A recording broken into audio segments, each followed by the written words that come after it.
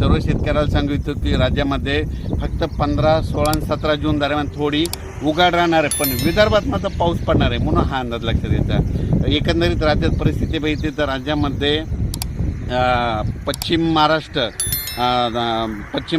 मराठवाडा आणि तसेच या भागामध्ये 12 जून, 13 जून, 14 जून, 15 जून दरम्यान ओढे नाले वाचतील तसं आणखीन एक पाऊस पडणार आहे। काही काही ठिकाणी वाहुणी पडणार आहे, मुसळधार, कुठं रिमझिम, कुठं पेंड वालता पाऊस पडणार आहे म्हणून हा अंदाज लक्षात घ्या।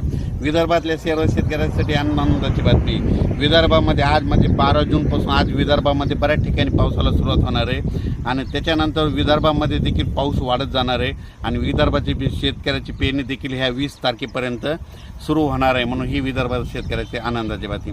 परत एक राज्यातील सर्व विभागावाईज घेतलं तर सर्वात पूर्व विदर्भात आज म्हणजे 12 जूनपासून पूर्व विदर्भामध्ये पावसाला बऱ्याच ठिकाणी सुरुवात होणार आहे। त्याच्यानंतर पश्चिमेद्वारा देखील 12 जून ते 22 जून दरम्यान दररोज भाग बदलत पाऊस पडणार आहे म्हणून हा अंदाज लक्षात घ्यायचा। आणि त्याच्यानंतर मराठवाड्यात देखील सर्व शेतकऱ्याला सांगू इच्छितो की म्हणजे 12, 13, 14 जूनपर्यंत दररोज वेगवेगळ्या भागात पाऊस पडणार आहे आणि एकीत ओल असले तर पेरणी करायला हरकत नाही म्हणून हा अंदाज लक्षात घ्यायचा।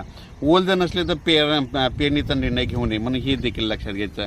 त्याच्यानंतर सांगायचं झालं तर सोलापूर, सातारा, सांगली, नगर, नाशिक, धुळे, जळगाव, त्याच्यात बुलढाणा, जालना, परभणी, अमरावती, अकोला, हिंगोली, वाशिम, नांदेड, लातूर, बीड या भागात देखील ह्या 3-4 दिवसामध्ये चांगला पाऊस पडणार आहे म्हणून हा अंदाज लक्षात घ्यायचा।